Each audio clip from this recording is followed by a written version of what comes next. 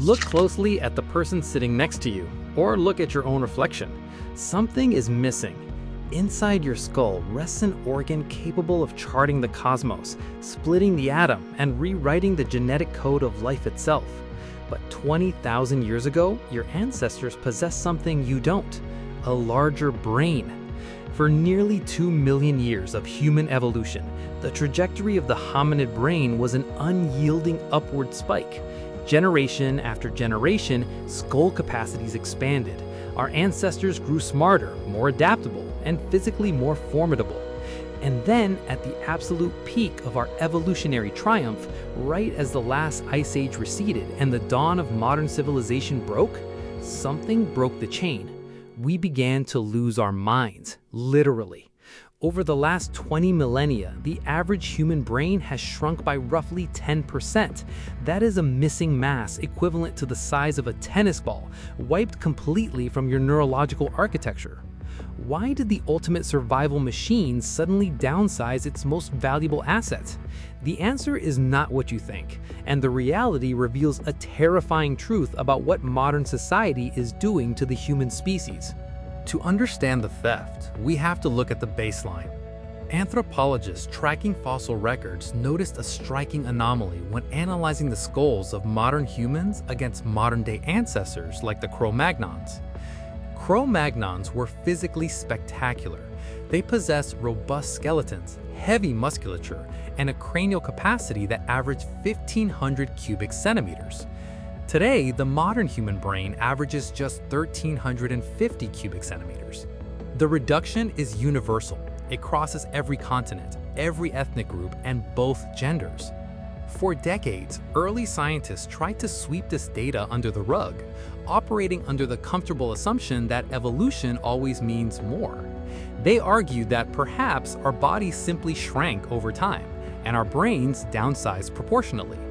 But the skeletal data shattered that theory.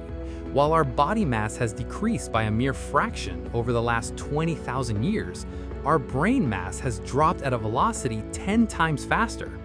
Others suggested that a smaller brain simply meant a more efficient brain, like microchips replacing giant vacuum tubes in early computing. But neurology shows us that a 10% drop in mass translates directly to a massive loss in raw processing neurons and metabolic capability. We didn't just optimize, we downsized. And the timing of this downsize points to a single profound shift in the human story: the invention of the safety net. 20,000 years ago, survival was an individual, multidisciplinary art form. If you were an Ice Age hunter-gatherer, you had to be a master cartographer, a botanist, a weapons engineer, and an apex predator all at once.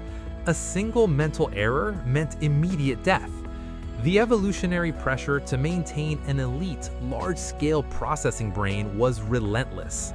Then came the agricultural revolution. We stopped running and we started farming. We domesticated wheat, cattle, and sheep. But in doing so, we unwittingly domesticated ourselves.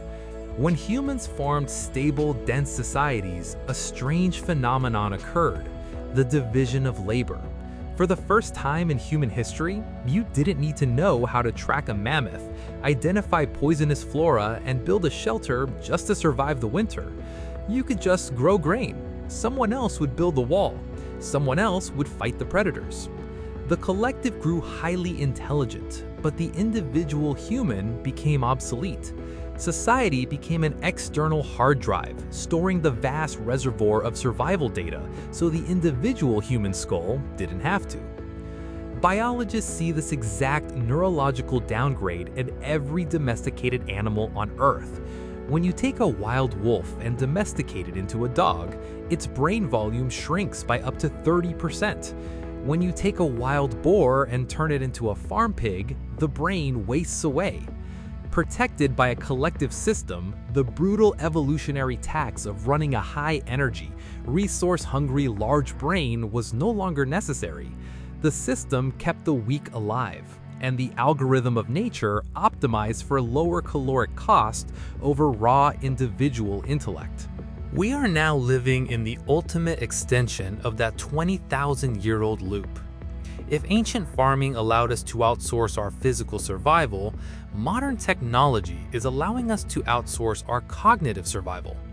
We no longer memorize routes, we use satellite navigation. We no longer memorize facts, we use search engines. We no longer synthesize complex thoughts, we let algorithms dictate our opinions. Our brains are under an unprecedented evolutionary downsize. We have traded individual cognitive resilience for systemic convenience.